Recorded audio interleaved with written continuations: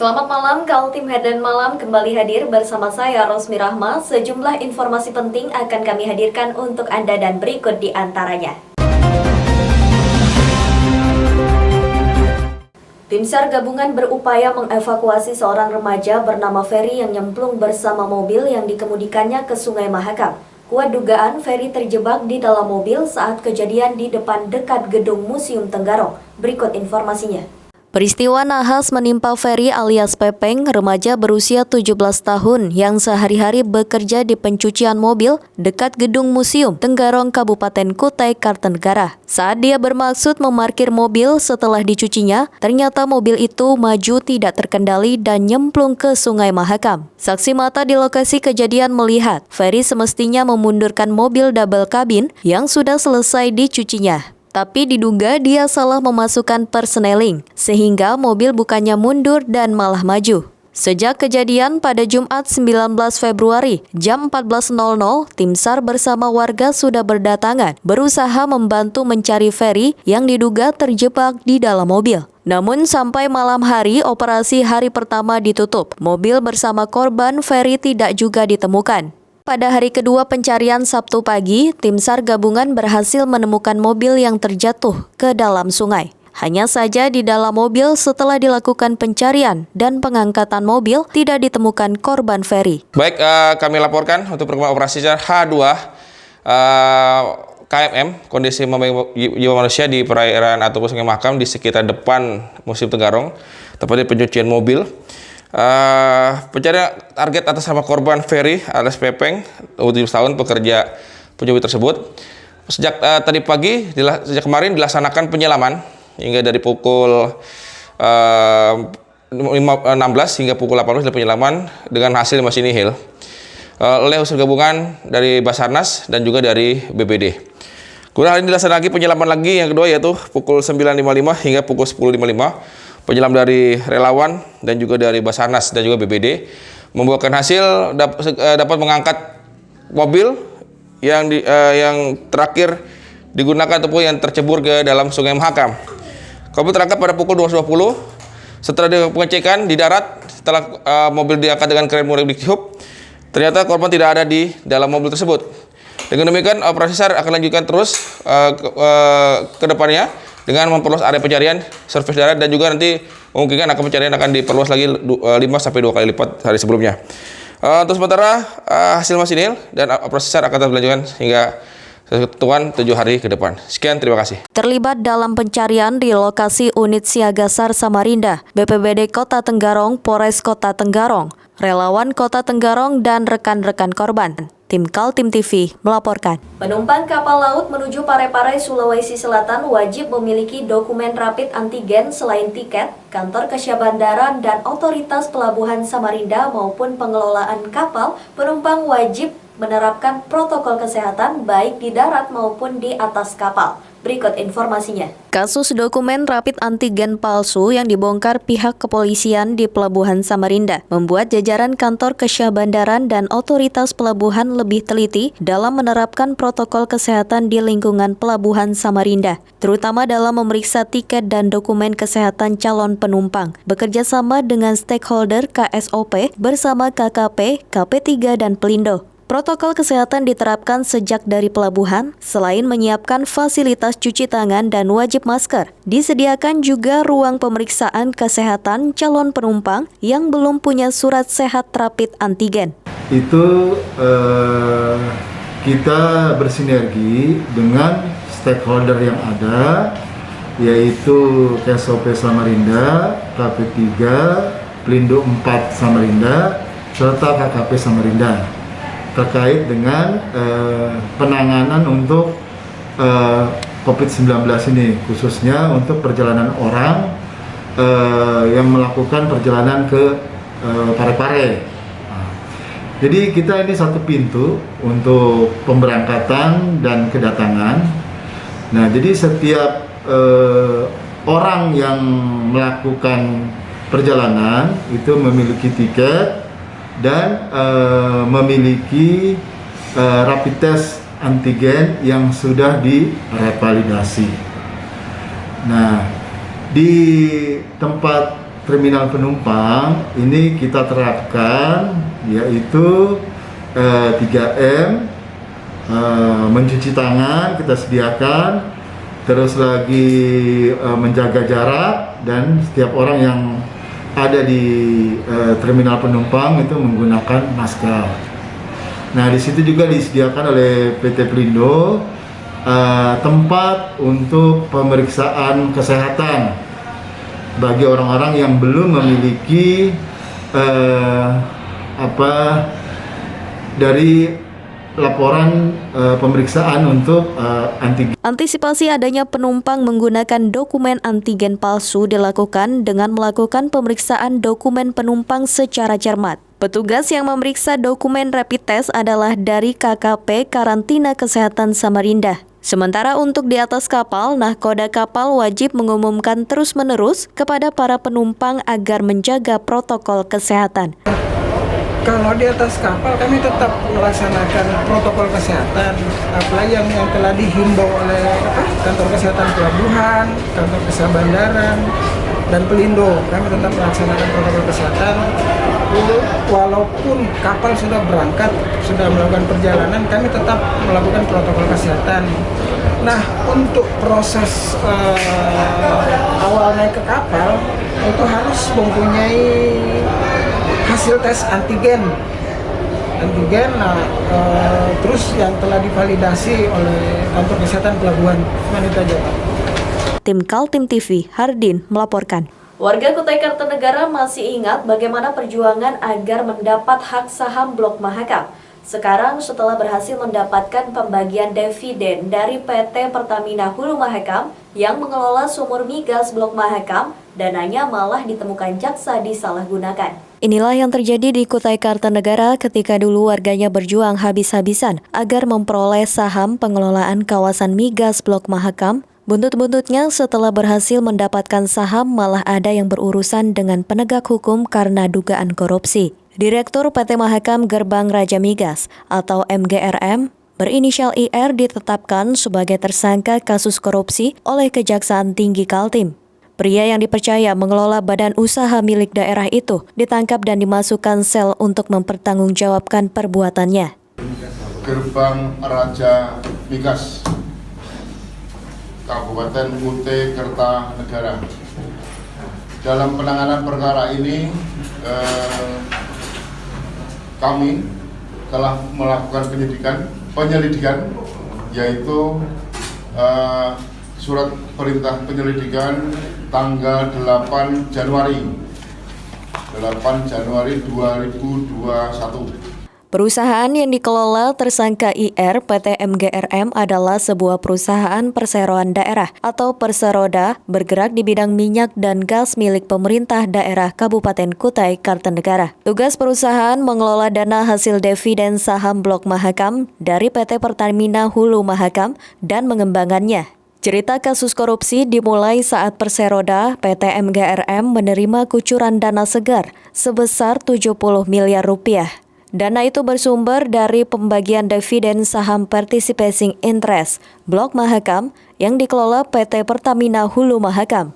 Seperti diketahui, pemerintah Provinsi Kaltim dan pemerintah Kabupaten Kutai Kartanegara mendapatkan hak saham participating interest sebesar 10%.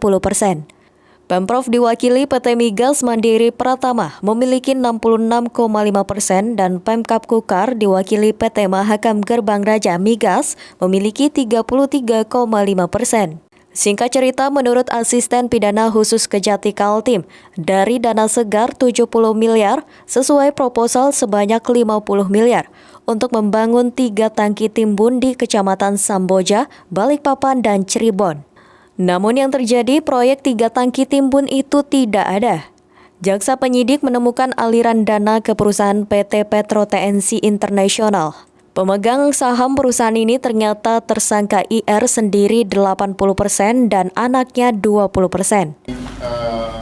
Melakukan pengambilan keterangan terhadap yang terkait semua, diperoleh kesimpulan pada waktu itu, sehingga disimpulkan bahwa kita penyidik telah memperoleh alat bukti yang cukup sehingga pada tanggal 22 Januari 2021 kurang lebih 14 hari kami sudah dapat menyimpulkan bahwa terjadi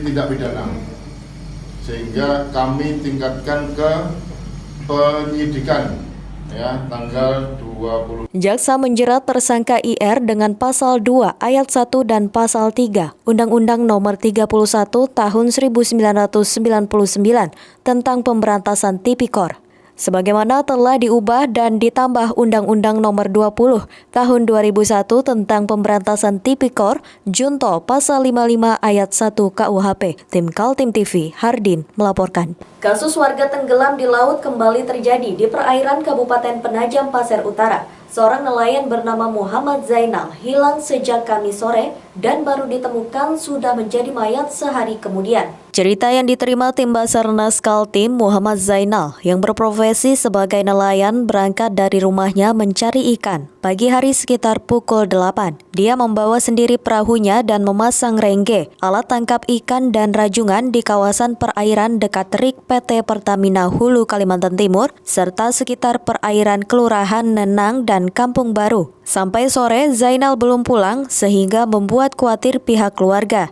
Keluarga dan warga Jalan Gama, Kelurahan Sesumpu, Penajam berusaha melakukan pencarian ke laut dan mereka menemukan perahu korban namun Zainal sudah tidak ada. Peristiwa itu kemudian dilaporkan kepada Kantor Pencarian dan Pertolongan Kelas A Balikpapan. Tim Basarnas langsung turun ke lokasi melakukan pencarian.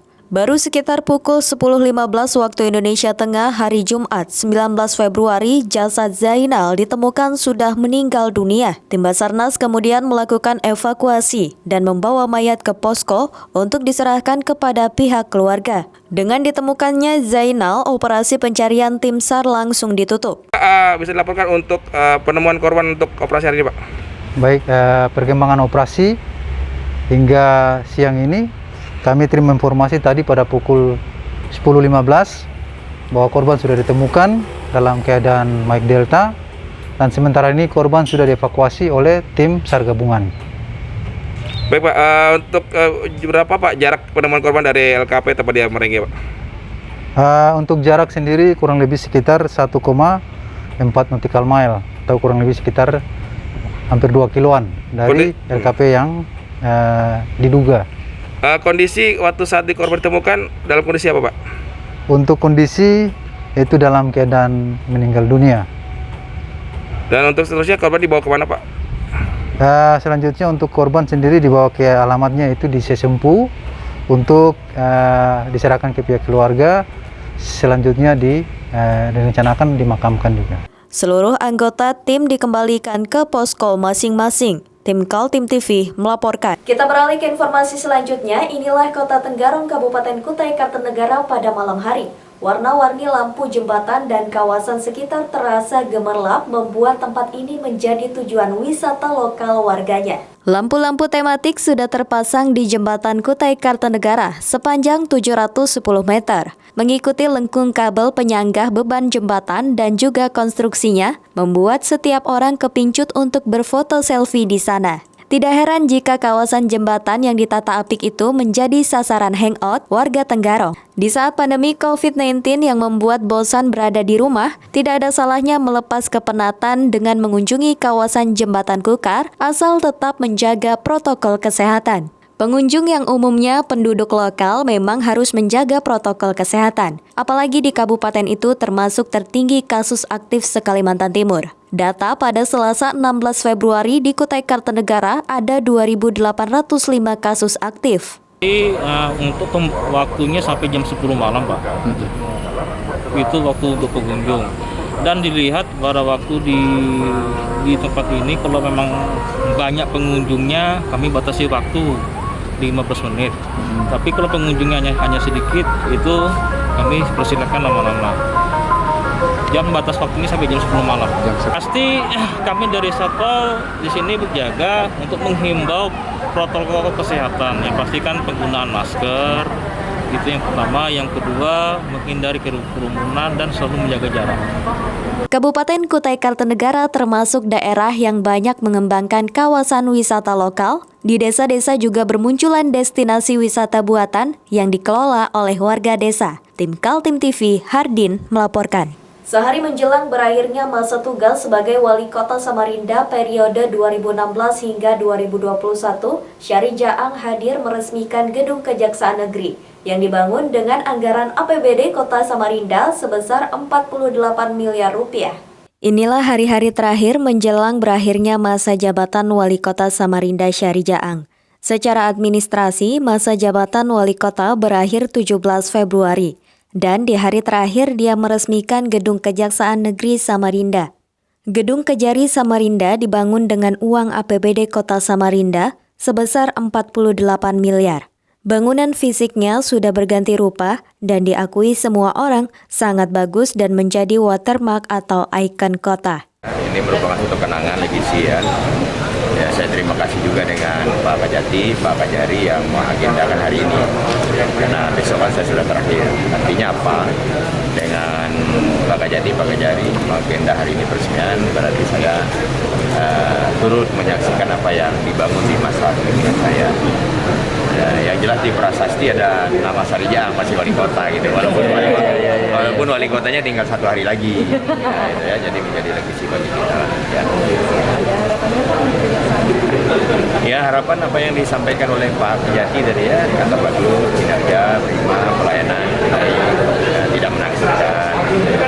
Jajaran Korps Adiaksa menyampaikan terima kasih kepada Syahri Jaang yang menyetujui pembangunan Gedung Kejari dengan dana APBD. Menurut Kejati Kaltim Deden Riki Hayatul Firman, gedung baru itu bertujuan meningkatkan kinerja para jaksa dalam melayani masyarakat dalam persoalan hukum.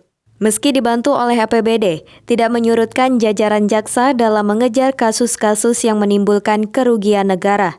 Ya intinya kinerja ditingkatkan, ya nggak biasa-biasa tapi harus luar biasa. Ya, itu aja. Nganterin bapak-bapak. Ya, terima kasih ya. Makasih Pak.